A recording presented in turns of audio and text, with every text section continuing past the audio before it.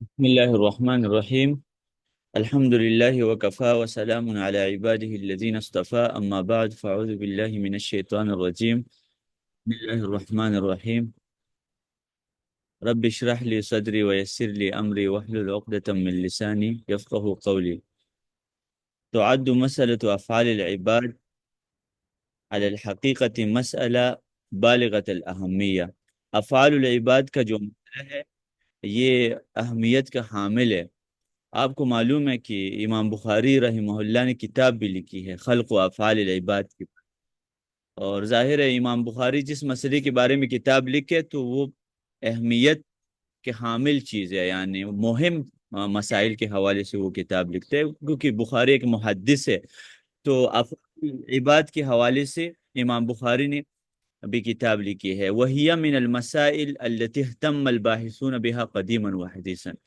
یہ وہ مسئلہ ہے جو پرانے زمانے میں اور ابھی کے دور میں علماء نے اس کا اہتمام کیا، وترجع اہمیتها، کیونکہ اس مسئلے کا تعلق اللہ تعالیٰ کی قدرت کے ساتھ ہے، اللہ تعالیٰ کی قدرت کے ساتھ ہے، وانفرادہ بالخلق والایجاد، اور اس کے ساتھ کہ اللہ تعالیٰ تخلیق میں منفرد ہے اور ایجاد میں اور مشیت اور ارادے کے نفاذ میں، وَكَوْنُهَا الْأَسَاس الَّذِي عَلَيْهِ يَتِمُّ تَحْدِيدُ عَلَاقَةِ الْعَبْدِ بِرَبِّهِ، اور یہ ایک بنیادی مسئلہ ہے جو ایک بندے کے ریلیشن جو اللہ کے ساتھ ہوتا ہے نا، اور کیا وہ انسان طاعات کا مکلف ہے اور اس کا کہ وہ گناہوں سے بچے، ومن ثم ثوابه او عقابه۔ وليس البحث في هذه المسألة والوصول إلى رأي قاطع فيها بالأمر الهين، کہتے ہیں اس مسئلے میں حق تک پہنچنا یہ کوئی آسان نہیں ہے، افعال کا مسئلہ ہے نا، اس میں حق تک پہنچنا یہ کوئی آسان مسئلہ نہیں، وذلك لتعارض الظن الدالة على عموم قدرته تعالی، کیونکہ نصوص میں ایک قسم تعارض ہے، اور ابھی ہم دیکھیں گے کہ قرآن مجید کی آیات میں کچھ تعارض نظر آتے ہیں، اس وجہ سے لوگوں کا اختلاف پیدا ہوا کہ کیا اللہ تعالیٰ ہر چیز پر قادر ہے، کیا جو کام ہم کرتے ہیں وہ اللہ کی قدرت میں ہے، یا انسان مطلقاً قادر ہے، کیا انسان جو اعمال اور افعال کرتا ہے، مثلا ایک شخص نماز پڑھتا ہے، روزے رکھتا ہے، تو کیا ان اعمال کا اللہ خالق ہے؟ کیا یہ اللہ کی قدرت میں ہے جو بھی کرتے ہیں؟ کیا اللہ کا ارادہ اس میں شامل ہوتا ہے؟ ایک شخص زنا کرتا ہے، شراب پیتا ہے، تو کیا اللہ کا ارادہ اس میں شامل ہے؟ اگر اللہ کا ارادہ شامل ہے تو اللہ کیسے بری چیز کا ارادہ کرتے ہیں؟ یہ ساری چیزیں ہم انشاءاللہ ڈسکس کریں گے۔ ابھی ہم آتے ہیں کہ نصوص میں تعارض کیسے ہے، قرآن مجید کی آیات میں کچھ تعارض نظر آ رہا ہے، تو فَهُنَاكَ آیات تدل علی عموم قدرتہ تعالی، بعض آیات ایسے ہیں جو اللہ تعالیٰ کی قدرت پر دلالت کرتے ہیں، یعنی اس سے یہ ثابت ہوتا ہے کہ اللہ ہر چیز پر قادر ہے، وَأَنَّهُ الْخَالِقُ لِكُلِّ الْأَفْعَالِ، اور وہ اس پر دلالت کرتی ہے یہ آیات کہ اللہ تمام افعال کا خالق ہے۔ انسان جو افعال ہے، انسان جو کام کرتا ہے اس کا بھی اللہ مثلا انسان نماز پڑھتا ہے، روزے رکھتا ہے، شراب پیتا ہے، زنا کرتا ہے، سب کا خالق کون ہے؟ اللہ ہے۔ اور وقد سبق القدر، اور تقدیر میں یہ ساری چیزیں لکھی ہے، اور تقدیر کے تین مراتب ہے۔ نمبر ایک اللہ کا علم، یعنی جو ہم جو بھی کام کرتے ہیں وہ اللہ کے علم میں تھا، دوسرے نمبر پر اللہ نے لکھا تھا، تیسرا نمبر اللہ کا ارادہ اس میں شامل ہے، تو تقدیر کی تین مراتب ہے۔ ابھی وہ کون سے آیات ہے جس سے پتہ چلتا ہے کہ ساری چیزیں تقدیر میں لکھی گئی ہے، کوئی بھی اللہ کے علم کے بغیر کوئی بھی چیز واقع نہیں ہو رہی ہے دنیا میں۔ ان کل شیء خلقناہ بقدر، ہر چیز کو ہم نے تقدیر میں، وکل شیء عندہ بمقدار، اور ہر چیز اللہ کی تقدیر میں لکھی ہوئی ہے۔ واللہ خلقکم وما تعملون، اللہ تمہارا بھی خالق ہے، تمہارے اعمال کا بھی خالق ہے۔ ایک شخص حج کے لیے جاتا ہے تو حج ایک عمل ہے، اللہ اعمال کا بھی خالق ہے، حج اللہ نے پیدا کیا۔ ایک شخص زنا کرتا ہے، اللہ زنا کا خالق ہے۔ وقولہ تعالی قل اللہ خالق کل شیء وهو الواحد القہار، اور اللہ تعالی ہر شے کا خالق ہے، اور خالق کل شیء فاعبدوہ، اور اللہ تعالی ہر چیز کا خالق ہے، اور آپ صرف اللہ کی عبادت کریں، الی غیر ذلک۔ ابھی ان آیات میں کیا ہے؟ ان آیات میں یہ مسئلہ ہے کہ اللہ تعالیٰ قادر بھی ہے، اور جو اعمال ہم کرتے، جو ایکشن ہم سے صادر ہوتے ہیں، اس کا خالق اللہ ہے۔ ابھی دوسرے نمبر پر دیکھیں، وَهُنَاكَ آیَاتٌ تَدُلُّ عَلَىٰ أَنَّ لِلْإِنسَانِ اکتسابًا، کچھ آیات میں یہ مسئلہ ہے کہ انسان جو کرتا ہے وہ اپنے مرضی سے کرتا ہے، اس میں یعنی ان آیات سے یہ پتہ چلتا ہے کہ اللہ جو انسان جو کچھ کرتا ہے وہ اپنے مرضی سے کرتا ہے، اللہ کی قدرت کے بغیر کرتا ہے، کیونکہ اللہ تو نہیں چاہتا نا کہ کوئی زنا کرے۔ تو بعض گمراہ لوگ کہتے ہیں کہ اللہ نہیں چاہتا کہ کوئی شخص شراب پیے، تو انسان جب شراب پیے تو اپنی مرضی سے، اس میں اللہ کی قدرت نہیں ہوتی، اللہ کی قدرت کے بغیر ایسا کرتا ہے۔ حالانکہ ان کا موقف غلط ہے، ان آیات کا یہ مطلب نہیں ہے، لیکن ان آیات سے لوگوں نے لا یکلف اللہ نفسا الا وسعها لها ما کسبت، نفس جو کرتا ہے وہ اپنی مرضی سے کرتا ہے، وعلیہا مکتسبت والذین کسبوا السیئات، جو لوگ گناہ خود اپنی مرضی سے کرتے ہیں۔ اور اسی طرح ما اصابکم من مصیبت فبما کسبت ایدیکم، تو تمہیں مصیبت پہنچی ہے وہ تمہارے اعمال کی وجہ سے، تم جو کرتے ہو، ویعفو عن کثیر۔ تو کہتے ہیں کہ ہم یہاں پر وَكَذَلِكَ نَجِدُ هَذَا التَّعَارُض فِي ظَاهِرِ الْأَحَادِيثِ النَّبَوِيَّةِ، یہ تعارض احادیث میں بھی ہمیں ملتا ہے۔ کچھ احادیث میں یہ ہے کہ ہمارے اعمال میں اللہ کا ارادہ شامل ہے، اور کچھ یہ ہے کہ اعمال جو ہم کرتے ہیں اپنی مرضی سے کرتے ہیں، اس میں اللہ کا ارادہ شامل نہیں ہوتا۔ فَهُنَاكَ أَحَادِيثٌ تَدُلُّ عَلَىٰ أَنَّ أَفْعَالَ الْإِنسَانِ مُقَدَّرَةٌ مُنذُ الْأَزَلِ، کچھ احادیث میں یہ بات ہے کہ اللہ تعالیٰ انسان جو افعال کرتا ہے نا، افعال دو طرح کے ہیں، اچھے افعال اور برے افعال۔ اچھے افعال جیسے نماز، روزہ، زکوٰۃ جو ہم کرتے ہیں مقدر ہے، یہ تقدیر میں لکھے ہے، اور برے افعال زنا، شراب وغیرہ جو ہم کرتے ہیں وہ پہلے سے لکھ کے ہے۔ وَأَنَّ الْإِيمَانَ وَالْكُفْرَ مُقَدَّرَانِ، اور ایمان اور کفر یہ مقدر ہے، پہلے سے لکھے۔ سورۃ تغابن میں دیکھیں نا، هُوَ الَّذِي خَلَقَكُمْ فَمِنْكُمْ كَافِرٌ وَمِنْكُمْ مُؤْمِنٌ، اللہ نے کچھ کو کافر پیدا کیا اور کچھ کو مومن پیدا کیا۔ تو کسی کا کفر بھی اللہ نے لکھا ہوتا ہے، کقولہ علیہ السلام، جیسے رسول اللہ فرماتے ہیں خلقت هؤلاء للجنہ، اللہ نے کہا یہ لوگ میں نے جنت کے لیے پیدا کیا، وبعمل اہل الجنہ، اور یہ جنتیوں جیسے عمل کریں گے، وخلقت هؤلاء للنار، اور یہ باقی لوگ میں نے جہنم کے لیے پیدا کی ہے، وبعمل اہل النار یعملون، اور جہنمیوں جیسے عمل کریں گے۔ تو اس حدیث سے کیا پتہ چلتا ہے کہ لوگوں کو جو اللہ نے پیدا کیا نا، اللہ کو پہلے سے پتہ ہے کہ یہ کیا کیا عمل کریں گے۔ وہناک احادیث تدل علی قدرت الانسان، لیکن بعض احادیث میں یہ بات ہے کہ انسان اپنی مرضی سے کرتا ہے جیسے قدریہ کہتے ہیں نا کہ انسان سب کچھ اپنی مرضی سے کرتا ہے، اللہ کی قدرت اس میں نہیں ہوتا۔ جیسے پیغمبر صلی اللہ علیہ وسلم کہتے ہیں کل مولود یولد علی الفطرہ، ہر بچہ توحید پر پیدا ہوتا ہے، فابواہ یہودانہ، ان کے والدین ان کو یہودی بناتے ہیں یا عیسائی بناتے ہیں، یا مجسانہ، اور یا ہندو بناتے ہیں۔ وَنَظَرًا لِهَذَا التَّعَارُض فِي ظَاهِرِ تِلْكَ النُّصُوص، چونکہ ابھی دیکھیں مسئلہ کہاں سے پیدا ہوا کہ جو لوگوں نے، کچھ لوگوں نے کہا کہ اللہ انسان کے افعال کا خالق نہیں ہے، حالانکہ یہ ان کا عقیدہ درست نہیں ہے۔ آج ہم انشاءاللہ ڈسکس کریں گے کہ حق یہ ہے کہ اللہ تعالیٰ خالق ہے ہمارے تمام افعال کا، جو اچھے کام ہم کرتے ہیں اللہ اس کا بھی خالق ہے، جو برے کرتے ہیں، لیکن ایک خالق ہوتا ہے ایک فاعل ہوتا ہے، اس میں فرق ہے۔ اللہ زنا کا خالق ہے لیکن کرتا نہیں ہے، اللہ شراب کا خالق ہے لیکن شراب پیتا نہیں ہے۔ تو پینے والا اور پیدا کرنے والا میں فرق ہوتا ہے۔ برے کام پیدا کرنے والا برا نہیں ہوتا، زہر ایجاد کرنے والا برا نہیں ہے، لیکن زہر اچھی چیز نہیں ہے۔ وَنَظَرًا لِهَذَا التَّعَارُض فِي ظَاهِرِ تِلْكَ النُّصُوص، کہتے ہیں ان حدیث میں چونکہ ایک ٹکراؤ نظر آ رہا ہے، کثر الخلاف بشانها، اس مسئلے میں مسئلہ کیا چل رہا ہے کہ خلق و افعال العباد کا مسئلہ ہمارا چل رہا ہے کہ کیا اللہ نے لوگوں کے افعال پیدا کی۔ تو کہتے ہیں اذ تمسک البعض بالآیات والاحادیث التي تدل على ان الانسان مجبر في جميع افعاله، بعض لوگوں نے ان آیات اور احادیث سے استدلال کیا کہ انسان مجبور ہے، سب کچھ اللہ کراتا ہے۔ ایک شخص کہتے ہیں میں جب یہ کام غلط کام کرتا ہوں یہ اللہ مجھ سے کراتا ہے، وان اللہ هو الخالق لجميع الافعال، اللہ تمام افعال کا خالق ہے۔ وتمسک آخرون بالآیات، اور باقی لوگوں نے ان آیات اور احادیث سے استدلال کیا جو انسان کو آزادی دیتے ہیں، اور یہ بات ہے اس میں کہ انسان خود مسئول ہے اپنے اعمال۔ وَقَضَوْا بِحُرِّيَّةِ الْإِنسَانِ وَاخْتِيَارِهِ، اور کہتے ہیں انسان بالکل آزاد ہے، بالکل آزاد ہے، اللہ کی اختیار ہے ہی نہیں ہے اس کے کام میں۔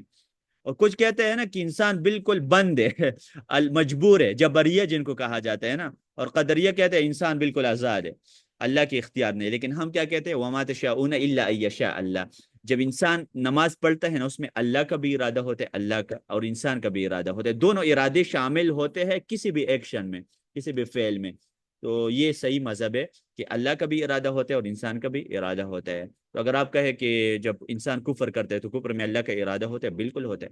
وَهَكَذَا نَظَرَ كُلُّ فَرِيقٍ إِلَى جَانِبٍ مِّنَ الْمَسْأَلَةِ مُسْتَعِينًا بِالنُّصُوصِ الَّتِي تُؤَيِّدُ مَوْقِفَهُ وَتُؤَكِّدُ وِجْهَةَ نَظَرِهِ دُونَ نَظْرِ إِلَى النُّصُوص، کہتے ہیں کہ ہر بندہ نے بس کوشش کی إِلَى أَنَّ جاء الشیخ الاشعری، یہ جو امام جوینی ہے آج جن کے بارے میں ہم پڑھیں گے، ابتدائی طور پر ان کے بارے میں آپ لوگ جانتے ہیں کہ امام الحرمین کو کہا جاتے ہیں، اور اصول فقہ میں ان کے 3 کتابیں ہیں، آپ اپنے پاس لکھ کے اور ضرور وہ کتابیں پڑھیں۔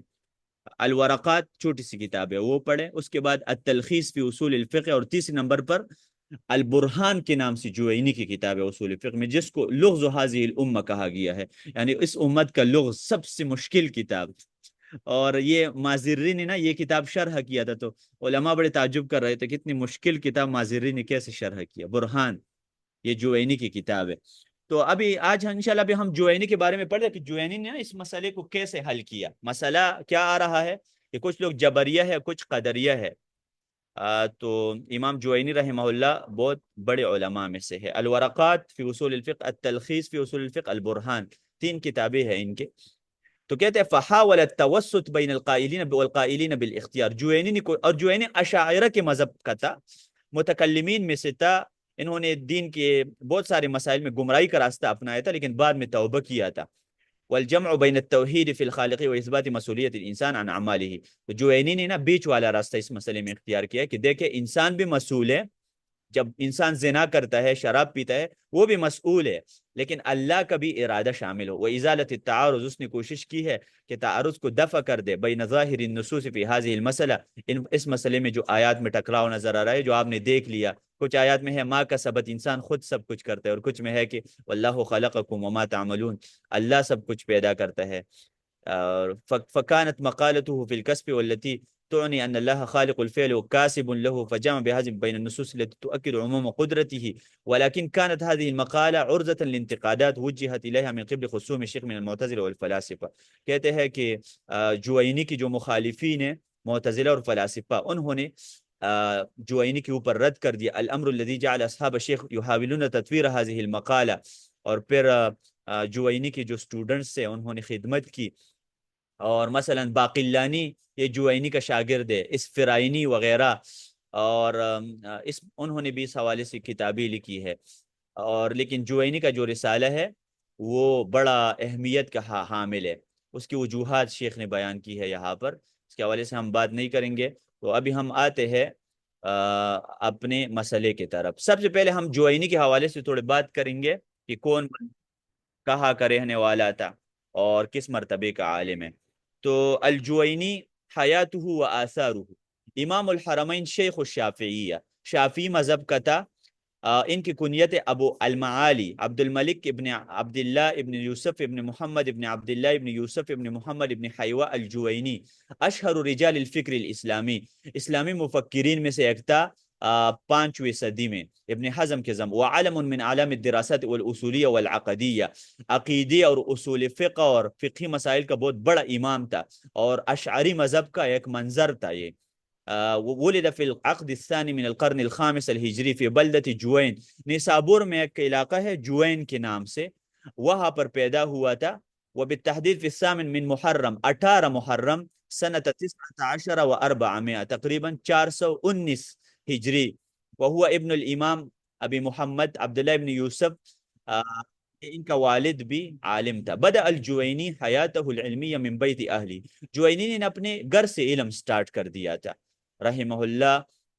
فقرأ علی والدہ التفسیر، اپنے ابو بھی ان کا عالم تھا، ان سے تفسیر کا علم حاصل کیا، اور حدیث اور اصول اور ادب، واخذ عن آخرین غیرہ فظہرت براعتہ فی العلوم، وہ انتہائی ماہر بنا، وصار من الائمة المحققین، اور وہ محققین سے ہوا۔ وَلَمْ يَتَجَاوَزْ سِنُّهُ الْعِشْرِينَ حَتَّى محل والدی، 20 سال کی عمر میں اپنے ابو کی کرسی پر بیٹھا، والد کی وفات کے بعد انہوں نے ٹیچنگ شروع کی۔ جاور مکہ 4 سنوات، مکے میں رہا تھا 4 سال، یدرس و یفتی و ینشر علم، وہاں پر پڑھاتا تھا مکے کے اندر، فتوے دیتا تھا، علم نشر کرتا تھا، تقریباً 447 ہجری سے لے کر، وہی سنت الوقف بین والشیعہ، اس سال میں نا شیعہ اور اہل سنت کے ایک اختلاف بھی واقع ہوا تھا۔ تو پھر اس کے بعد امام الحرمین نیسابور سے حجاز کی طرف گیا تھا، واقام بین مکہ والمدینہ، وہاں پر مکہ اور مدینہ میں رہا تھا، اور اس لیے ان کو امام الحرمین کہا جاتا ہے۔ حرمین یعنی مکہ، اگر کہ امام ابو حنیفہ کہتے ہیں صرف مکہ حرم ہے، مدینہ حرم نہیں ہے، تو ہم ان کو کہتے ہیں، یہ ہمارے بچے کو بھی پتہ ہے کہ حرمین 2 کے لیے استعمال ہوتے ہیں، کتابین 2 کتابیں نا، رجلین 2 دو مرد نا، تو پھر کہتے ہیں امام ابو حنیفہ کو کون سا قول قرآن حدیث کے مخالف ہے؟ ہم کہتے ہیں امام ابو حنیفہ کے کچھ اقوال بچوں کے عقل کی مخالف ہے آپ کسی بچے سے پوچھیں جو تھوڑا بہت گرامر ہے کہ حرمین مثنیٰ ہے یا مفرد ہے؟ حرمین مثنیٰ ہے، دو کے لیے استعمال ہوتے ہیں، حرمین دو ہے ایک نہیں ہے، یہ بالکل غلط مذہب ہے کہ حرم ہے ایک ہے جی۔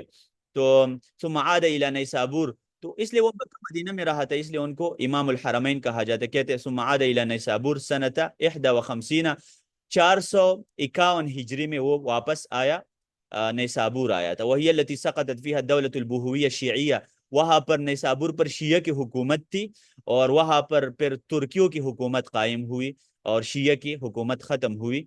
تو الحمدللہ انشاءاللہ یہ لوگ ہمیشہ ذلیل رہیں گے۔ تو کہتے ہیں کہ تقریباً پھر نیسابور میں 30 سال تک انہوں نے ٹائم گزارا اپنے ملک میں، اور درس تدریس کر رہا تھا، کتابیں لکھ رہا تھا، مناظرے کر رہا تھا۔ اور میرے خیال میں امام جوینی کی ایک کتاب بھی ہے علم الجدل کے بارے میں، حتی وفتح المنیہ، موت آئی 25 ربیع الاخر اور 1448 ہجری کو، اور اپنے گھر اپنے آبائی علاقے میں ان کو دفنایا گیا، اور حسین رضی اللہ عنہ کے مقبرے میں اپنے والد کے قریب وہ دفن ہوا۔ رحم اللہ امام الحرمین، اللہ تعالیٰ امام الحرمین پر رحمت کرے۔ انشاءاللہ اللہ تعالیٰ نے مجھے موقع دیا، میں امام جوینی کی تینوں کتابیں پڑھاؤں گا۔ میں نے الورقات پڑھائی ہے، اور انشاءاللہ میں البرہان بھی پڑھا دوں گا، اگر کہ آپ کو میں نے کہا البرہان کے بارے میں علماء کہتے ہیں لغز هذه الامہ، اس امت کی مشکل ترین کتابوں میں ہے، اصول فقہ میں یہ ان کی جو کتاب ہے انشاءاللہ۔ آثارہ یذکر المؤرخون، ابھی آثار یعنی وہ چیزیں جو جوینی نے چھوڑی ہے نا امت کو۔ یذکر المؤرخون ان للجوینی مؤلفات عدہ، تاریخ کے علماء یہ بات کرتے ہیں کہ جوینی کی کئی کتابیں ہیں، مثال کے طور پر الشامل فی اصول الفقہ، فی اصول الدین، عقیدی میں کتاب ہے، الارشاد الى قواطع الادلہ فی اصول الاعتقاد، النہایہ فی الفقہ، لیکن ان کے عقیدے کی کتابیں نہیں پڑھنی چاہیے، اس میں گمراہی بہت زیادہ۔ بعد میں توبہ کیا تھا، والورقات فی اصول الفقہ، یہ آ گیا، یہ فقہ نہیں ہے، غلط لکھا ہے، فقہ اور اصول فقہ میں فرق ہوتا ہے، پتہ نہیں ہے ان لوگوں کو۔ الورقات فی الفقہ نہیں ہے، فی اصول الفقہ، فی اصول الدین، یہ کتاب ہے جس کی میں بات، وغیاس الامم فی التیاس الظلم، ومغیث الخلق۔ اچھا، یہ مغیث الخلق کی موضوع کیا ہے؟ اس کتاب کا موضوع یہ ہے کہ 4 مذاہب میں شافعی مذہب حق پر ہے اور باقی مذاہب سب باطل ہے۔ مغیث الخلق یعنی پوری امت کو بچانا، فی ترجیح القول الحق، کہ کون سا مذہب حق ہے۔ اس کتاب کو پڑھے، بڑے انٹرسٹڈ کتاب ہے یہ جو مغیث الخلق کتاب ہے نا، اگر کوئی عربی سمجھتا ہے اس نے نا شافعی مذہب کو حق ثابت کر دیا کہ بس اگر دنیا میں حق ہے تو شافعی مذہب میں ہے۔ ومنها لمع الادلہ، یہ لمع الادلہ بھی ان کی کتاب ہے، والعقیدۃ النظامیہ وہی آخر مؤلفات، یہ سب سے آخری کتاب ہے، اس میں انشاءاللہ انہوں نے رجوع کیا تھا۔ بہرحال ابھی ہم دیکھتے ہیں کہ جوینی کا کیا موقف تھا، اور جوینی کے موقف میں کیا تطور آیا تھا، یعنی تطور کا مطلب ہے نا کہ سٹیپ بائی سٹیپ چینجنگ آئی تھی جوینی کا جو موقف ہے۔ تو تطور کا مطلب کیا ہوتا ہے؟ وَقَدْ خَلَقَكُمْ أَطْوَارًا، اللہ تعالیٰ نے تمہیں پیدا کی اطوار، مختلف حالات میں، ڈیفرنٹ حالات کو اطوار کہا جاتا ہے۔ تو تطور کا آج ہمارا موضوع یہی ہے کہ جوینی کے جو عقیدہ ہے اس میں جو چینجنگ آئی تھی نا، ڈیفرنس آئی تھی، یعنی ایک دن ایک بات کرتے ہیں، دوسرے دن دوسری بات کرتے ہیں، تو اس کے حوالے سے ہم پڑھتے ہیں انشاءاللہ اس حوالے سے۔ یہ انہوں نے تطور کے بارے میں بات کی، تطور میں نے آپ کو کہا ترقی کرنا، سٹیپ بائی سٹیپ آگے جانا، چینجنگ آ جانا، تو اس میں کوئی جی اس میں انہوں نے کیا تطور۔ اچھا، ابھی ہم آتے ہیں مین مسئلے کی طرف، مذاہب علماء الکلام فی افعال العباد، یونان کی جو علماء تھے منطقی اور فلسفی، فلاسفہ کا کیا مذہب ہے افعال العباد کے بارے میں، اس حوالے سے آپ جانیں گے کہ علم الکلام کے جو علماء تھے جن کو متکلمین کہا جاتا ہے، جوینی بھی ان میں سے تھا ایک، ان کا کیا موقف ہے افعال العباد کے حوالے سے۔ لا خلاف بین علماء الکلام فی ان افعال اللہ تعالی من الایجاد والاعدام وافعال العباد الاضطراریہ وذوات العباد وقدرهم مخلوقۃ للہ، کہتے ہیں متکلمین کا کوئی اختلاف نہیں ہے، سب کا اتفاق ہے کہ جو اللہ تعالیٰ کی افعال ہے نا، ایجاد اور اعدام کے حوالے، ایجاد کا مطلب ہے کسی چیز کو موجود، اعدام کا مطلب ہے کسی موجود چیز کو معدوم کرنا، یعنی اللہ مثال کے طور پر اللہ کسی کو پیدا کرتا ہے نا، احیاء اللہ کی صفت ہے، تو یہ ایجاد ہے، کسی کو زندہ کرنا، اور کسی کو قتل کرنا اماتہ، الحمدللہ الذی احیانا بعدما اماتنا والیہ النشور، اللہ اماتہ بھی کرتا ہے، احیاء بھی کرتا ہے، تو دونوں ایک ایجاد کی صفت ہے، احیاء ایجاد ہے، اور اعدام اماتہ ہے، کسی کو مروانا، کسی کو قتل کرنا، کسی کو ختم کرنا، ثم اماتہ فاقبرہ، تو سب کہتے ہیں مخلوقۃ للہ، یہ سارے یعنی جو انسان کے ایکشن ہے نا، یہ سب اللہ تعالیٰ کے نہیں، جو اللہ کے افعال ہے وہ اللہ نے پیدا کیے، یعنی جو اللہ ایکشن کرتا ہے نا، اللہ کسی کو مارتا ہے، کسی کو زندہ کرتا ہے، بارش برساتا ہے، اللہ کی جو افعال ہے نا یہ سب مخلوق ہے۔ ابھی اختلاف کہا ہے فی افعال العباد، بندوں کے افعال کے بارے، یعنی اللہ کے ایکشن کے بارے میں متکلمین کہتے ہیں کہ وہ اللہ کا مخلوق ہے، اللہ نے پیدا کیے، اللہ جو کرتے ہیں، مثلا اللہ بارش برساتے ہے تو بارش برسانے یہ اللہ نے پیدا کیا، یہ جو ایکشن ہے اللہ کا۔ اچھا اللہ کلام کرتا ہے، یہ بھی اللہ کا فعل ہے، تو یہ بھی اللہ کا مخلوق ہے۔ تو مسئلہ کہاں پر ہوا ہے؟ ہمارا جو ایکشنز ہے، مثلا ہم چائے پیتے ہیں یہ ہمارا ایکشن ہے، ہم کھانا کھاتے ہیں ہمارا ایکشن ہے، ہم بات کرتے ہیں ہمارا ایکشن ہے، ہم نماز کے لیے جاتے ہیں ہمارا ایکشن ہے، یہ جو ہمارے اختیاری افعال ہے، حل ہی مخلوق للہ، کیا یہ مخلوق ہے؟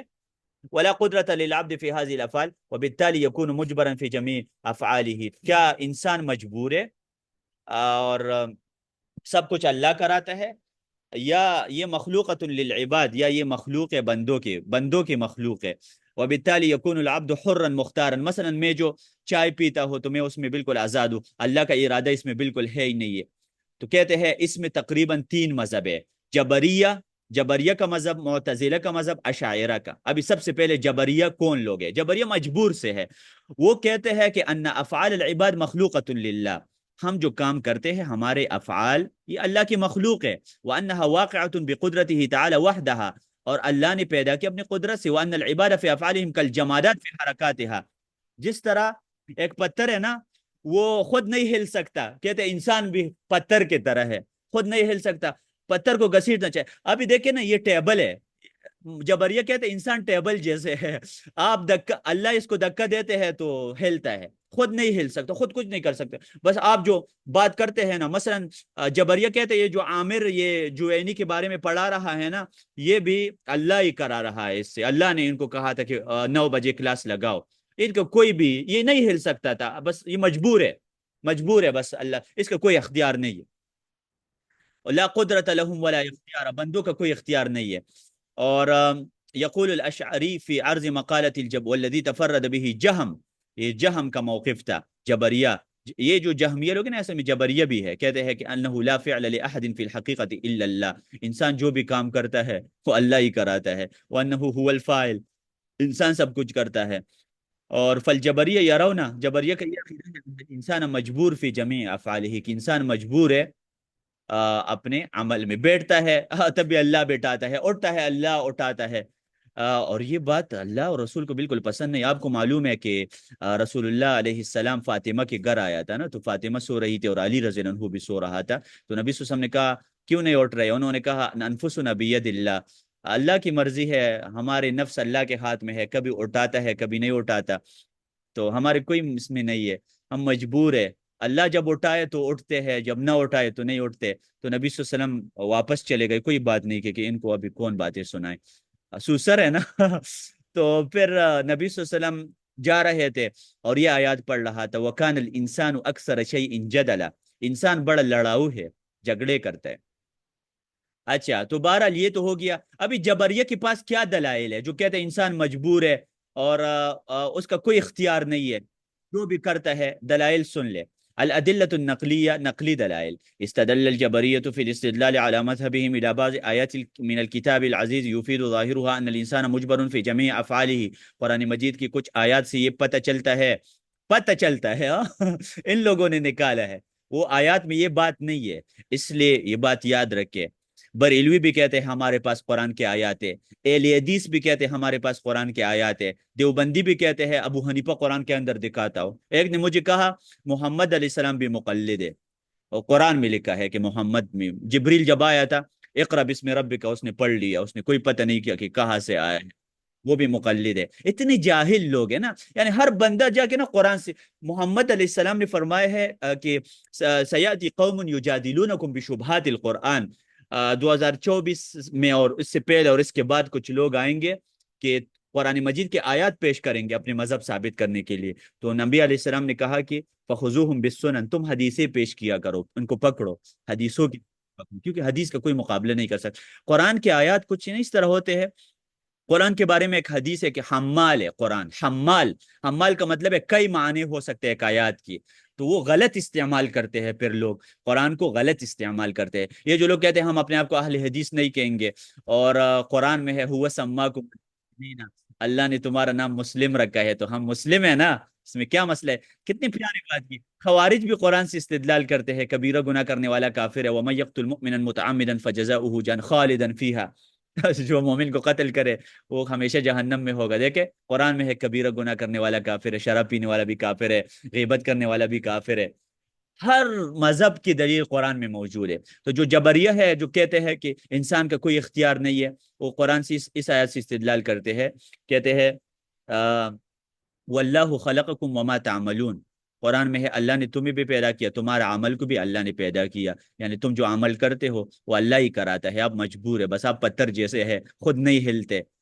یہ بات صحیح نہیں ہے نا، یہ تو ظلم ہے نا کہ اللہ اوباما سے کوپر کرا رہا ہے، ان کو ہلا رہا ہے کہ تم افغانستان اپنے فوج بھیجو، مسلمانوں کو قتل کر دو، اور اس کا کوئی اختیار نہیں ہے، اور پھر اس کو جہنم میں بھی پھینکے گا. یہ تو ظلم ہوا نا.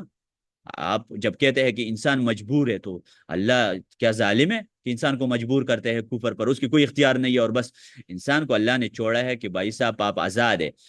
اور ٹھیک ہے میرا بھی ارادہ ہے، لیکن آپ جو کرنا چاہتے ہیں، اسلام آپ کے سامنے ہے کفر ہے. وَهَدَيْنَهُ النَّجْدَيْنِ فَلَاقْتَحَمَ الْعَقَبَةَ وَمَا أَدْرَاكَ مَا فَكُّ رَقَبَةٍ. ساری چیزیں اللہ نے بتائی ہے، انبیاء کو بھیجے ہے. بلکہ میں نے تو آج تحسین عقلی اور تقبیح عقلی کے بارے میں بھی بات کی تھی نا، آپ کو پتہ ہوگا اس حوالے سے، کہ عقل بھی فیصلہ کون سی چیز اچھی ہے. تو یہ لوگ عقلی دلائل سے بھی، مثال کے طور پر عقلی دلیل ان لوگوں کی یہ ہے بأن دخول مقدور واحد تحت قدرتین محال. کہتے ہیں کہ ایک فعل دو قدرت کے ماتحت نہیں ہو سکتا. یعنی ایک شخص نماز پڑھتا ہے تو آپ کہتے ہیں کہ اس میں انسان کی بھی قدرت ہے اور اللہ کی بھی قدرت ہے. دو قدرتیں ایک چیز کی طرف متوجہ نہیں ہو سکتی. کیا آپ کہیں کہ اس شخص نے نماز پڑھی، اس کی بھی قدرت تھی اس کے اوپر، اس کا بھی ارادہ تھا، اللہ کا بھی ارادہ تھا. تو دو ارادے کیسے جمع ہو سکتے ہیں ایک فعل میں؟ ٹھیک ہے، یہ ان کا عقلی دلیل ہے، کوئی غلط دلیل ہے. جب میاں بیوی دونوں جمع ہوتے ہیں تو بچے پیدا ہوتے ہیں نا، تو اس میں کیا مسئلہ ہے آپ کو؟ دو قدرتیں ایک چیز میں کیوں نہیں شامل ہوتے؟ جب دو مرد عورت مل کر بچے پیدا ہو سکتے ہیں نا، دو چیزیں ملیں گے تو کچھ ہوگا نا. اللہ کا ارادہ. اس طرح لوگوں کو ایسے ہی رد کرنا ہے نا کہ دو چیزوں ملنے سے تو فائدہ ہوتا ہے نا، دو چیزیں ملیں گے تو کچھ ہوگا. تو اللہ کا ارادہ بھی ملتا ہے نماز میں. ہم جب میں مثلا مسجد جاتا ہوں نا، تو مسجد جانے میں میرا بھی اختیار ہے، اللہ کا بھی ہے. ابھی اللہ نے مجھے کہا مسجد جایا کرو، ٹھیک ہے نماز پڑھو، لیکن جب میں نہیں جاتا تو اللہ کے ارادے کو دفع کرتا ہوں. اللہ کا ارادہ ہے، بالکل اللہ کی مشیت ہے کہ میں مسجد جاؤں، لیکن میں نہیں جاتا اپنی مرضی سے، تو اس میں میرا ارادہ شامل نہیں ہے. لیکن اس میں اتنے سختی بھی نہیں کرنا چاہیے کہ جب تک میرا ارادہ نہ ہو اللہ کچھ بھی نہیں کر سکتا. جو آپ کا بھی ارادہ ہوتا ہے اور اللہ کا بھی، لیکن اللہ کا ارادہ کبھی غالب آتا ہے. اس لیے ایک شخص کہتا ہے عرفت ربی بفسخ العزائم، میرا کوئی اور ارادہ ہوتا ہے، اللہ کا کوئی اور ہوتا ہے، تو پھر اللہ میرا ارادہ کینسل کرتا ہے. اس سے بھی اللہ کا پہچان ہو جاتا ہے مجھے. تو دیکھیں آپ جب مسجد جاتے ہیں نا، یہ مسجد جانا ایک عمل ہے، یہ عمل اللہ نے پیدا کر دیا آپ کے لیے، اللہ اس فعل کا خالق ہے. تو اس میں آپ کا بھی ارادہ ہوتا ہے، اللہ کا بھی ہوتا ہے. اگر آپ نہ چاہیں نا تو مسجد نہیں جا سکتے، یا اگر اللہ نہ چاہے تو آپ مسجد نہیں، دونوں کا ارادے ملتے ہیں. آپ کی کچھ اچھی نیت ہوگی، اللہ کا تو پہلے سے ارادہ ہے کہ آپ مسجد جائے کرے، تو پھر آپ نکلتے ہیں، اور اللہ کا وما تشاؤون الا ان یشاء اللہ، تم بھی ارادہ کرتے ہو اللہ بھی کرتے ہیں. لیکن اس میں نا کچھ لوگ بہت ہمارے رشتہ داروں میں نا ایک عورت تھی، یہ بوڑھے عورتیں نا بہت گندہ سوچ کی ہوتی ہے، اللہ ان کو معاف کر دے نا. اس لیے الغیبۃ فاقہۃ النساء، جتنی بھی خراب صفات ہیں نا ان میں موجود ہوتے ہیں. اس لیے نا ایک عالم نے کتاب لکھی ہے النساء اکثر اہل النار، یہ خواتین زیادہ جہنمی ہوتی ہے. اس کے اسباب بیان کی ہے کہ خواتین کس وجہ سے جہنمی ہے. تو وہ دیکھیں نا، ابھی میں آپ کو سناتا ہوں، یہ اس طرح مرد نہیں کرتا، اس طرح خطرناک بات. ان کے پاس ایک رشتہ آیا، ان کی نواسی تھی، پتہ نہیں کیا تھی. جو بھی تھی نواسیوں کی وجہ سے لوگ طاغوت بن جاتے، اللہ کی بھی انکار کر دیتے. تو وہ بالکل مسلمان ہے، 5 ٹائم کی نماز بھی پڑھتی تھی، ان کی نواسی کے لیے رشتہ آیا تو اس نے کہا میں نے نہیں دینا ہے یہ رشتہ. لوگوں نے کہا اگر اللہ نے لکھا ہوتا ہے تو آپ منع نہیں کر سکتی. تو اس نے کہا تھا میں اللہ کے ارادہ کو چینج کر سکتی ہوں، اللہ کے ارادہ کو میں چینج کر سکتی ہوں. میں آپ لوگوں کو دکھاؤں گی کہ میرا ارادہ جو ہے وہ اللہ کے ارادے کے اوپر ہے. اور اچھا پھر اسی لڑکی کا اسی کے ساتھ نکاح ہوگی. ٹھیک ہے جی.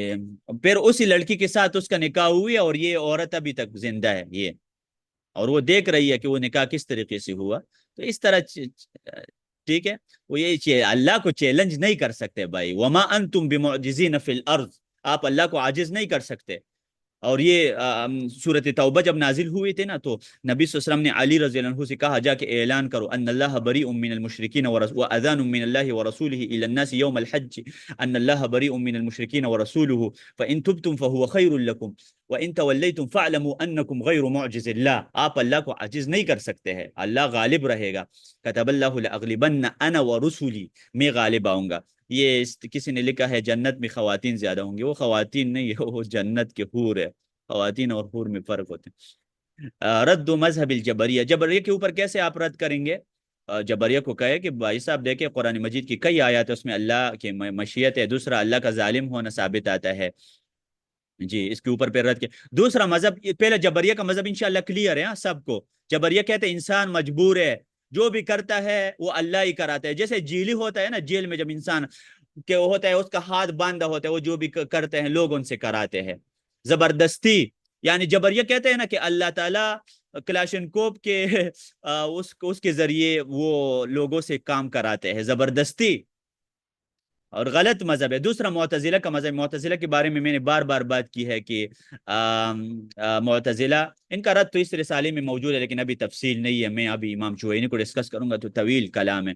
معتزلہ وہ لوگ ہیں جو جدا ہو گئے تھے نا، اعتزال کا مطلب ہے جدا ہونا. فلما اعتزلهم وما يعبدون من دون اللہ، جب وہ ان سے جدا ہوا اور چلا گیا. اس کسی اور جگہ قرآن میں بھی اعتزال کا لفظ استعمال ہوا جدائی کے معنی میں، کیونکہ حسن بصری کی کلاس میں کچھ شاگرد تھے. اور یہ جو معتزلہ ہے ان کے کئی تفاسیر ہے. زمخشری کی تفسیر الکشاف، زمخشری سے پہلے عبد الجبار جبائی تھا، ان کی تفسیر ہے تنزیہ الشریعت عن المطاعن. میرا ایک انڈونیشیا کا دوست میرے کلاس میں تھا، وہ اس کے اوپر کام کر رہا ہے، الجساس اور ان کے اوپر. تو یہ معتزلہ عبد الجبار یہاں پر ان کا قول آیا، یہ معتزلی ہے. ان کا کیا مذہب ہے؟ کہتے ہیں حریت الانسان فی افعالہ، انسان آزاد ہے. یہ لوگ بالکل جبریہ کے برعکس سے کہتے ہیں انسان سب کچھ اپنے قدرت سے کرتا ہے. والنهاذ تؤثر في الفعل الانسانی. اتفق عبد الجبار جبائی کہتے ہیں اتفق کل اہل العدل یہ اپنے معتزلہ کو اہل العدل کہتے ہیں کیونکہ ان کے 5 عقیدے ہیں نا، 5 اصول ہیں معتزلہ کے. آپ کسی کو پتہ نہ ہو پھر بعد میں مجھ سے پوچھے کہ معتزلہ کے 5 اصول کون سے ہیں. ان میں سے ایک توحید ہے. اپنے آپ کو یہ لوگ موحدین کہتے ہیں ہم سب سے. اور یہ جو زمخشری ہے نا، اس نے اتنا برا زبان استعمال کیے. الحمدللہ ہمارے علماء زندہ ہے اور انہوں نے ان کے خلاف رد کی ہے. جیسے ابن المنیر کی کتاب الانتصاب من صاحب الکشاف، بہت بڑی کتاب ہے، زمخشری کے اوپر رد ہے. تو ہم سوئے نہیں ہے کوئی زمخشری اور معتزلہ عبد الجبار جبائی، ان کا ہم نے نا ایک ایک شبہ ٹکڑے ٹکڑے کر دیا ہے. تو یہ نہیں ہے کہ ہمارے پاس عقلی علوم نہیں ہوتے. الحمدللہ ہمارے پاس ابن تیمیہ ہے جو منطق میں بہت ماہر تھا، اور ہمارا ایک بچہ سب علوم میں ماہر ہے، تو ان کا جواب دے سکتے ہیں. وہ ہارون رشید نے ایک شخص کو پکڑا تھا، منگڑت حدیثیں بناتا تھا، تو اس نے کہا کہ میں آپ کو قتل کروں گا. انہوں نے کہا آپ مجھے قتل کریں گے، حدیثیں جو میں نے گڑی ہے تو منگڑت حدیثیں میں نے بنائی اس کے ساتھ کیا کریں گے؟ انہوں نے کہا اہل حدیث موجود ہے نا، اہل حدیث موجود ہے، تمہارے منگڑت حدیثی کو سائڈ پر کریں گے. وہ ڈاکٹر ہے حدیث کے، تو ہمارے الحمدللہ ہم عقیدے کے ڈاکٹر ہے، تو ہمیں کوئی گمراہ نہیں کر سکتے یہ لوگ. عبد الجبار کہتے ہیں اتفق کل اہل العدل علی ان افعال العباد من تصرفهم، انسان سب کچھ اپنے قیام، کڑا بھی ہوتا ہے اپنی مرضی سے ہوتا ہے، بیٹھتا بھی ہے اپنی مرضی سے ہوتا ہے. وان اللہ اقدرهم على ذلك ولا فاعل لها ولا محدث، اللہ فاعل نہیں ہے. تو اس وجہ سے پھر کہتے ہیں کہ معتزلہ کی کچھ دلائل ہے وہ ہم ڈسکس کریں گے. الآیات الدالہ علی اضافت الافعال الیہا، کیونکہ کچھ آیات میں اللہ تعالیٰ نے اپنی نسبت اس کی طرف کی ہے، اب مخلوقہ انسان کی طرف کی ہے. ان اللہ لا یغیر ما بقوم حتى یغیر ما بانفسهم فتوعت له نفسه قتل اخیہ، قابل نے حابل کو قتل کر دیا اور اس کی نفس نے خوبصورت کر دیا کہ بھائی کو قتل کر دو. دیکھیں کہتے ہیں یہاں پر کہتے ہیں کہ دیکھیں اللہ کا ارادہ کوئی نہیں تھا اس میں, قابل نے اپنی مرضی سے بھائی کو قتل کر دیا ہے. جی, اپنے بھائی کو اپنی مرضی سے قتل کر دیا. انسان خود اپنے آپ کو چینج کر سکتے ہیں. ان اللہ لا یغیر ما بقوم حتی یغیروا, ان آیات سے استدلال. میں نے ابھی کہا نا کہ ہر بدعتی انسان قرآن مجید کے, بدعتی انسان کو کیسے پہچانیں گے؟ قرآن سے سٹارٹ کرے گا. یہ میں آپ لوگوں کو نا بڑے بڑے اعتماد کے ساتھ بھی یہ بات کرتا ہوں کہ بدعتی انسان کا پہچان یہ ہے نا, قرآن مجید کی آیات دیکھنا اور حدیثوں کو چھوڑنا. اور امام ابن تیمیہ نے یہ بات لکھی ہے کہ بدعتی انسان ہمیشہ قرآن سے استدلال کرتا ہے, کیونکہ نا حدیثیں ان کو یاد ہی نہیں ہے, یا حدیثوں میں ان کے خواہش. دیکھیں داڑھی قرآن میں نہیں ہے. میں نے ایک مصری ملا سے پوچھا, جامعہ ازہر سے فارغ ہے, 18 سال پڑھ چکا ہے, اتنا بڑا تھا, میں ان کے ساتھ بہت بیٹھتا ہوں. 18 سال پڑھ چکے ہو, لیکن میرے سامنے زیادہ باتیں نہیں کرتے. کہتے ہیں کہ یہ جو اہل حدیث کا بچہ ہے یہ تو عقلی دلائل میں بھی ہمارے ساتھ بات کر سکتے ہیں. لیکن عموماً پاکستان کے اہل حدیث چونکہ صرف قرآن حدیث پڑھتے ہیں اوپر سے, اور ان کو نہیں پتہ ہوتا ہے, تو ان کو نا بڑے شبہات میں مبتلا کر مجھے کہتے ہیں داڑھی ہم اس لیے منڈواتے ہیں اگر کہ قرآن کا بھی ہم حافظ ہے, حدیث کا بھی حافظ ہے, لیکن داڑھی قرآن میں نہیں ہے. ابھی دیکھ لیں, میرے ساتھ کانے پر بیٹھے تھے, کہتے ہیں داڑھی قرآن میں نہیں ہے. اور ایک جگہ میں ہے, وہ صرف قصہ ہے کہ ہارون علیہ السلام کی داڑھی موسیٰ علیہ السلام نے پکڑی تھی, کیونکہ لوگوں کو منع نہیں کر, کوئی داڑھی کا حکم قرآن میں نہیں آیا ہے. آپ یہ دیکھو, یہ مطلب یہ تم منکر حدیث ہو نا, پھر قرآن اور حدیث میں فرق کرنے والے ہو. قرآن کیا ہے اور حدیث کیا ہے؟ سیم چیز تو ہے. قرآن کیسے پہنچی ہے اس طرح حدیث بھی پہنچی ہے. بخاری میں داڑھی کا مسئلہ نہیں ہے کیا بخاری قرآن جیسی کتاب نہیں ہے؟ جیسے قرآن تواتر کے ساتھ پہنچی ہے, تو بخاری کی 90,000 شاگرد ہے. اس حدیث 90,000 لوگوں نے بخاری کو روایت کیا. تو صرف یہ لوگ نا قرآن مجید کو کل نفس بما کسبت رہینا, انسان سب فتبارک اللہ احسن الخالقین ما تری فی خلق الرحمن من تفاوت وغیرہ دلائل سے استدلال کرتے ہیں. اس میں ہم معتزلہ کے اوپر ایک قسم رد بھی انہوں نے کی ہے. دوسرے نمبر پر ہم آتے ہیں جی اشاعرہ, جی اشاعرہ کی طرف ہم آتے ہیں.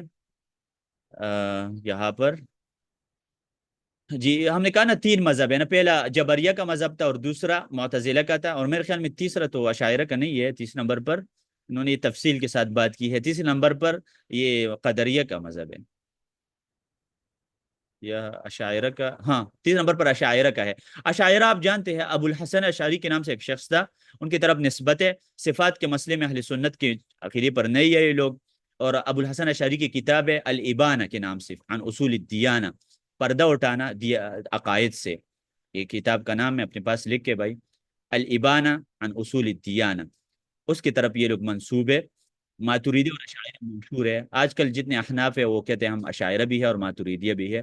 تو احناف مکس کر چکے ہیں, اشعری مذہب اور ماتوریدی مذہب کو مکس کر چکے ہیں. جو شوافع علماء ہے وہ اکثر ذهب جمہور الاشاعرہ الى ان افعال مخلوقۃ للہ, وہ کہتے ہیں کہ جو انسان کے افعال ہے وہ مخلوق ہے اور وہ اللہ کی قدرت سے واقع ہوتے ہیں. ولیس لقدر العباد تاثیر فی افعالہم, لیکن انسان کی قدرت کا کوئی اثر نہیں ہوتا. تو اللہ تعالیٰ اس کا خالق ہے, اور اللہ کے علاوہ کوئی اور خالق نہیں ہو سکتا. اور جتنی بھی موجودات ہے, انسان کے حرکات ہے, تو یہ سارے اللہ کی مخلوق ہے. انسان جو حرکت کرتے, اٹھتا ہے, بیٹھتا ہے, فالحوادث کلها حادثت بقدرت اللہ, جتنے بھی مسائل پیش آتے ہیں, یعنی جو حوادث پیش آتے ہیں, ایکسیڈنٹ ہوتا ہے, وہ بھی اللہ کے ارادے سے ہوتا ہے. وقد ذهب ابو اسحاق یہ ابو اسحاق الاسفرائینی کہتے ہیں کہ یہ اللہ کا جو بھی انسان کا عمل ہوتا ہے وہ اللہ کی قدرت سے ہوتا ہے. ان کی کئی دلائل ہے. واللہ خلقکم وما تعملون دلیل ہے, خالق کل شیء فاعبدوہ. اور یہ انشاءاللہ ہمارا بھی یہی عقیدہ ہے. اللہ خلقکم ثم رزقکم, اللہ نے تمہیں پیدا کیا, ثم یمیتکم ثم یحییکم. اللہ خلقکم, اللہ نے تمہیں بھی پیدا کیا, تمہارے افعال بھی پیدا کرتے ہیں. اور اشاعرہ نے یضل به کثیرا ویہدی به کثیرا, اللہ تعالیٰ نے یہ بات کی ہے کہ ان اللہ هو الخالق لافعال العباد, آیات صریحہ, یعنی اللہ تعالیٰ خالق ہے افعال العباد کا. کئی صریح آیات ہیں, مثلا قرآن میں ہے کہ ہدایت اور گمراہی یہ افعال العباد کے متعلق ہے, یہ اللہ کی طرف سے ہے. یضل به کثیرا, اللہ گمراہ کرتا ہے, تو گمراہی اللہ نے پیدا کی ہے. جی, اور عقلی دلائل بھی ان کے ہے. تو اشاعرہ لوگ نا اس مسئلے میں, دیکھیں ہمارا مخالف کون ہے اس مسئلے میں, جبریہ اور معتزلہ. یہ لوگ ہیں ہمارے مخالف، اور قدریہ جو تقدیر کے منکر ہے بالکل. باقی یہ اشاعرہ کے ساتھ ہمارا اتنا چیڑ نہیں ہے اس مسئلے میں، صفات کے مسئلے میں ہمارے ان کے ساتھ چیڑ ہے. اور اس کتاب میں اور بھی کئی مسائل ہے، بہت تفصیل کی ضرورت ہے، ڈیپ کتاب ہے یہاں پر. تو میں نہیں کر سکتا کہ مزید اس حوالے سے بات کر سکوں. جی، کیونکہ یہ مسئلہ بہت گہرا ہے. اور امام الحرمین کی نزدیک جو ان کی کتاب ہے الارشاد الی العقیدۃ النظامیہ، انہوں نے بھی اشاعرہ کے عقیدے کے بارے میں بات کی ہے، اور انہوں نے اس حوالے سے ان کے اوپر رد کیے ہے. تو اس مسئلے میں جوینی ایک تقلید کے اوپر چل رہا تھا، ایک مرحلہ ان کے اوپر یہ آیا تھا، تقلید کے اوپر چل رہا تھا. اس کے بعد انہوں نے تقلید ترک کر کے اس مسئلے میں خاصتاً اشاعرہ کا موقف. اسی طرح جبریہ کے بارے میں جوینی کہتے ہیں کہ یہ غلط مذہب ہے ان لوگوں کا. جو امام جوینی کہتے ہیں کہ جبریہ کا مذہب بالکل غلط ہے، اور معتزلہ کا مذہب بھی بالکل غلط ہے. وقد رفض الجوینی هذا المذهب. تو امام جوینی نا اشاعرہ کے مذہب پر تھا، لیکن کچھ مراحل ان کے اوپر آئے تھے، کچھ مراحل ایسے تھے. جی، اشاعرہ اور ابو منصور اشعری میں کوئی فرق نہیں.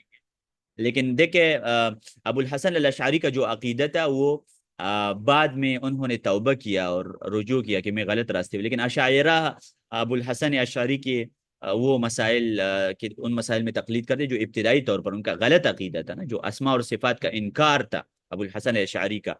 تو اس میں امام جوینی بھی اس صفات کا انکار کرتا تھا سٹارٹ میں، لیکن بعد میں توبہ کر دیا اور کہا کہ اموت علی ایمان عجائز نیسابور، نیسابور کی خواتین کی ایمان پر میں مرنا چاہتا ہوں.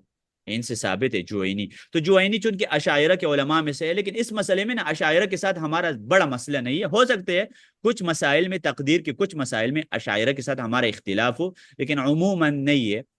جبریہ غلط راستے پر ہے اور قدریہ بھی غلط راستے پر ہے. تو تقدیر کا مسئلہ یہ وہ مسئلہ ہے جس میں ہم بات کر بھی چکے ہیں پہلے سے. اور تقدیر کے مسئلے میں شرک پیدا یہ کہ اللہ تعالیٰ کی تقدیر کا کچھ لوگوں نے انکار کر دیا.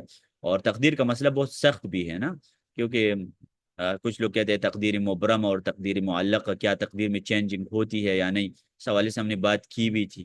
اور اگر تقدیر سے اللہ کا ظالم ہونا لازم آتا ہے، کہ اگر اللہ نے کسی کے لیے لکھا ہے کہ وہ کافر رہے گا، تو پھر جہنم میں کیوں ڈال رہا ہے؟ وہ تو ان کے ہاں جی، ان کا کیا گناہ ہے؟ شافی مذہب لوگوں اشاعرہ ہے جی، شافی کے مذہب لوگ اشاعرہ ہے، ان کا عقیدہ غلط ہے. اشعری لوگوں کا عقیدہ غلط ہے، کہتے ہیں کہ اللہ کی ہم صفات نہیں مانتے. مثلا ید کی جو صفت ہے، اللہ کا عرش پر مستوی ہونا ہے، یہ نہیں مانتے. اللہ کا قدم، اللہ کا ہنسنا، اللہ کا کلام، یہ نہیں مانتے یہ لوگ جو صفات ابن تیمیہ اور رحمہ اللہ اور اہل حدیث. ابو یعلا رحمہ اللہ کہا کرتے تھے میں نے صرف اللہ کے لیے داڑھی ثابت نہیں کی ہے، باقی سب صفات مانتا ہوں، کیونکہ وہ قرآن حدیث میں نہیں ہے. تو یہ بات اگر کہ تھوڑے سے یہ اسلوب صحیح نہیں ہے، یعنی انداز ٹھیک نہیں ہے کہ آپ ایسا کہ اللہ کے لیے داڑھی بھی ثابت کرنا چاہیے اگر قرآن حدیث میں ہو. لیکن دیکھیں نا جو صفات مثلا اللہ کی انگلیاں ہے حدیث میں ہے، تو اللہ کے لیے انگلی ثابت کرے آپ، اس میں کیا مسئلہ ہے آپ لوگ؟ تو یہ لوگ جو ہے نا اشاعرہ اور ماتریدیہ اللہ تعالیٰ کی صفات کے منکر ہے. اور لیکن اس مسئلے میں نا، اس مسئلے میں چونکہ تقدیر کا مسئلہ ہے، اس میں وہ لوگ گزارا ہے، اس میں ہمارے قریب ہے. کہتے ہیں کہ انسان جو عمل کرتے ہے وہ اپنی قدرت سے کرتا ہے، اور اللہ کی قدرت بھی اس میں شامل ہوتا ہے. تو دونوں کو، انسان یہ نہیں ہے کہ مجبور ہے، اس کو بھی کچھ نہ کچھ اختیار ہے. انسان جو کرتا ہے میں ان کو اختیار ہوتا ہے. جی، مائک آن کرے، اگر کسی کا سوال ہے انشاءاللہ پوچھ سکتے ہیں، کیونکہ یہ مسئلہ مشکل ہے نا، میں آپ لوگوں کے اوپر بوجھ نہیں بنانا چاہتا. بہت سخت مسئلہ ہے، میں پورا آرٹیکل پڑھانا چاہتا تھا، لیکن ایک ٹائم کم ہے. اور یہ آرٹیکل آپ اپنے پڑھ سکتے ہیں، ازہر یونیورسٹی میں لکھا گیا ہے. جی سر. جی جی، تنتا میں. بس مائک آن کرے، کسی کا سوال ہے؟ میرے پاس تھوڑا ٹائم ہے انشاءاللہ، 10 منٹ ہے. تو پھر ہم وہ اصول حدیث کی کلاس سٹارٹ کریں گے. کسی کا سوال ہے پوچھ سکتے ہیں اس میں.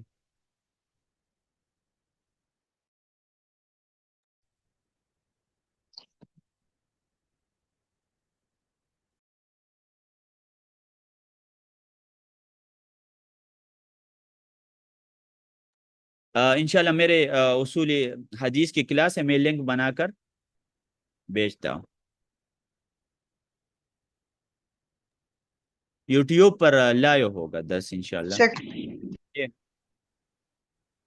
क्यों नहीं हुआ? एक सारे सब दिन क्लास नहीं रहता, मैं समझ नहीं पाता कि किस दिन क्लास नहीं है। आपकी आवाज़ सही नहीं आ रही है, बात करें दोबारा, क्या बताना चाहते हैं आप? अस्सलाम वालेकुम शेख, मैं कहना चाहता हूँ कि 7:30 बजे तो क्लास होता है ना, हाँ हाँ, इंडिया टाइम। वो टाइम हुआ मुनासिब नहीं है। लेकिन नहीं हुआ ऐसे। कुछ आज दिन होता है, कुछ दिन नहीं होता है, इसलिए मैं अच्छा अच्छा, वो 2-3 दिन क्लास नहीं हुई आज थी तो ना। किया मैंने। असल में ना मैं 2-3 दिन घर से बाहर था ना। वो अच्छा अच्छा, इसलिए अच्छा अच्छा। वैसे का क्लास, क्लास लेकिन का मैं कोई पीडीएफ तो मुझे भेज दीजिए या ग्रुप में भेज इंशाल्लाह इंशाल्लाह। दीजिए। जब मैं घर से बाहर होना तो फिर क्लास नहीं होती। फिर आपको पता है ना, बाहर लोग फिर किधर छोड़ते हैं क्लास, है ना। जी लोग जी क्लास शेख। ना, लोग कहते हैं गप्पे लगाया करो हमारे साथ। गप्पे समझते हैं ना?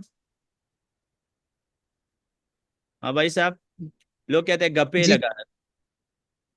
हाँ जी। नहीं, ऐसे हम तो बंगाली है, उर्दू थोड़ा थोड़ा बोल सकते हैं। अच्छा, आप किधर का है? बंगाली है? हम बंगाली हैं हाँ। तो बंगाली पाकिस्तानी होते हैं ना। नहीं नहीं, हमारा लैंग्वेज तो बंगाली है। अच्छा, आ, ये बंगाल उर्दू नहीं। पाकिस्तान में था ना, पाकिस्तान से अलग हुआ है ना।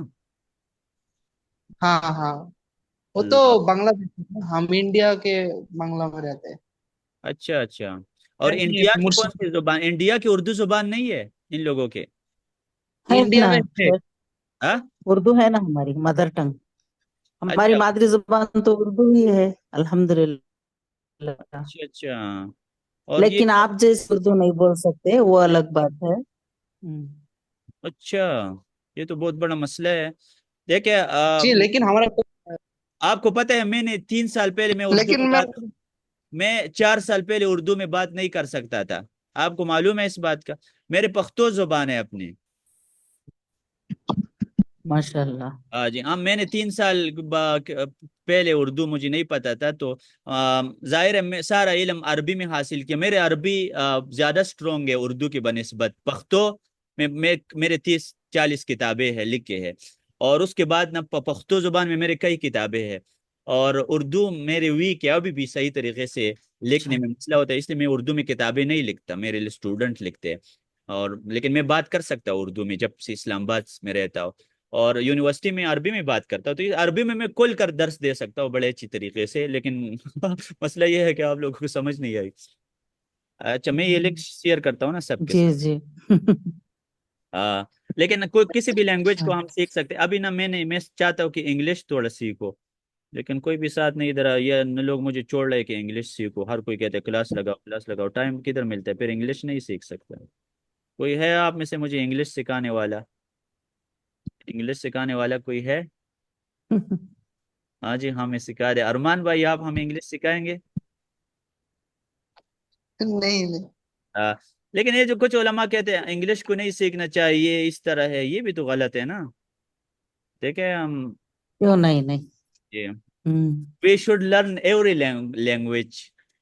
हाँ, यस। हम सब हम सब लैंग्वेज सीखेंगे, क्योंकि ना हम, मैंने हिस्ट्री की किताब में पढ़ा था आप एक। सल्लल्लाहु अलैहि वसल्लम तो आप सल्लल्लाहु अलैहि वसल्लम तो एनकरेज करते थे हर लैंग्वेज सीखने के लिए। कौन थे वो सहाबी, उनको 15 दिन अभी वो में हिब्रू 15 दिन, सीख गया? जी जी, 15 दिन में उन्होंने हर जुबान सीखनी चाहिए। और हाँ, जितना एक शख्स को ज्यादा जुबानें आती है तो वो फिर वो उसका वो जहन सेफ भी तेज रहता है, होता महफूज रहता है। हाँ हाँ। है। उसका जहन भी तेज होता है, ये भी मसला है वो। हाँ अ, वो भी है। ये और मैंने महसूस किया जिन लोगों को इंग्लिश आती है ना, वो बहुत तेज होते हैं, बहुत ज्यादा। इंग्लिश में अच्छा। रीडिंग पढ़ना पढ़ना है, पढ़ना हम्म। आता है। लेकिन अब उर्दू में भी स्पीड होता है, लेकिन बंगाली में उतना स्पीड नहीं होता जितना इंग्लिश में और उर्दू में Inshallah, होता है। I will learn English language, and I will talk in English language like American people. Okay, good. All the best. Alhamdulillah. All the best. English سیکھنے میں کوئی پرابلم نہیں ہے، بٹ وہ اس سے معروف نہیں ہونا چاہیے۔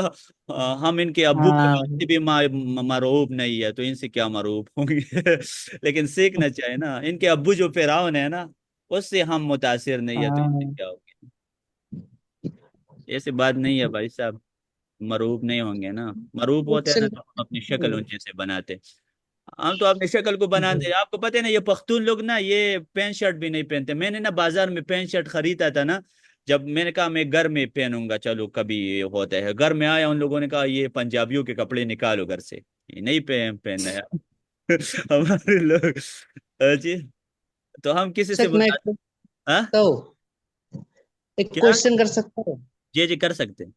ابن خزیمہ کا جو سینے پہ ہاتھ باندھے کا جو حدیث ہے، وہ حدیث میں جو سفیان ثوری کا آن ہے نا، کیا سفیان ثوری کا آن مدلس عمر ہوئے؟ وہ تو قلیل التدلیس تھے یہاں پر، نہیں، اس میں وہ علت مدلس نہیں ہے جو آپ بتا رہے ہیں، جو وائل ابن حجر کے حدیث کی بات کر رہے ہیں نا، جی جی اس میں وہ عن والا مسئلہ نہیں ہے، سفیان کا عن مضر نہیں ہے، ویسے تو ابو اسحاق ہو سبیعی اور قتادہ ابن دعامہ اور سفیان ثوری عیینہ سب مدلسین ہے، اس میں بخاری میں عنانی کی ہے، لیکن آپ کو پتہ ہے حافظ ابن حجر کی کتاب ہے تعریف اہل التقدیس بمراتب تدلیس، تدلیس کے مراتب ہوتے ہیں، ہر مدلس کا عنانہ مضر نہیں ہے، تفصیلی مسئلہ اس میں انشاءاللہ کبھی میں لیکچر ریکارڈ کروں گا، لیکن بات یاد رکھے اس حدیث میں معمل راوی ہے وہ ضعیف ہے، تو وہ تو میں بھی کہتا ہوں کہ وہ حدیث ضعیف ہے سینے پر ہاتھ باندھنے کے حوالے سے، لیکن ہمارے پاس اور احادیث ہے جو ثابت ہے انشاءاللہ سینے پر ہاتھ باندھنے کے حوالے سے، اس حوالے سے محمد حیات سندھی کا رسالہ ہے فتح الغفور، اور شیخ بدیع الدین کا التعلیق المنصور، اس کے اوپر تعلیق ہے، صالح حسیمی کا تطریز کے نام سے تعلیق ہے اس کے اوپر، تو اکثر احادیث ضعیف ہے سینے، اور یہ بات میں نہیں کر رہا، صدیق حسن خان اہل حدیث کا عالم ہے، وہ بھی کہتے ہیں سینے پر ہاتھ باندھنے کے حدیث ضعیف ہے، لیکن بات یاد رکھے کہ ضعیف حدیث پر عمل کر سکتے، امام احمد سے نقل ہے تدریب الراوی کے نام سے، امام سیوطی کی کتاب ہے جو کیسل من نووی کی کتاب ہے تقریب النووی کے نام سے، اس کی تقریب نووی چھوٹی سی کتاب ہے مستقبر تدریب، اس میں ہے اذا جاءنا فی الفضائل تساہلنا، کچھ جو ضعیف احادیث اس پر عمل کیا جاتا ہے، اور ضعیف احادیث پر عمل کر سکتے ہیں، اس میں کوئی مسئلہ نہیں ہے انشاءاللہ۔ ہمارے پاس 5 منٹ ہے، میں یوٹیوب سے لائیو آتا ہوں اور میں اصول حدیث کی کتاب پڑھائیں گے انشاءاللہ، ٹھیک ہے؟ انشاءاللہ، جزاک اللہ خیر۔ السلام علیکم۔ صفوانہ لکا شابراش، وہ لگا دو موبائل کا جلدی شابہ، وہ موبائل کا اسٹینڈ لگا دو یہاں سے۔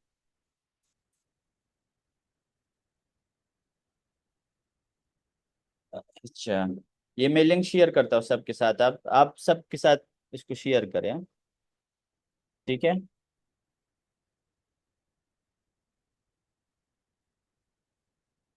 سب کو بھیجتا ہوں یہ جو لنک ہے نا یوٹیوب کا،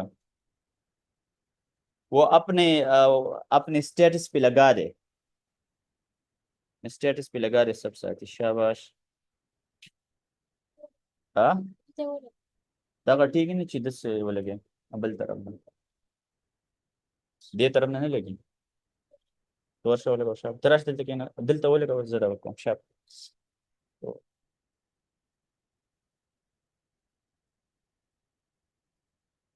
مجاہد بھائی، مہاجر بھائی ہمارے ساتھ ہے، مہاجر بھائی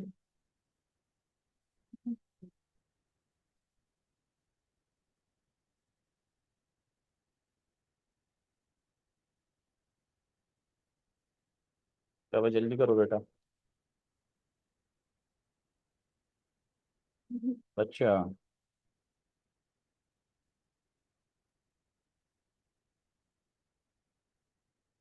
حیاکم اللہ۔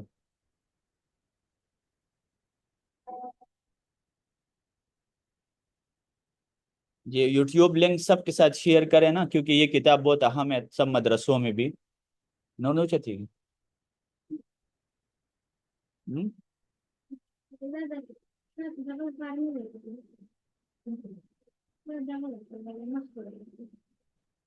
چلو ٹھیک ہے، ادھر ادھر ادھر رکھو، بس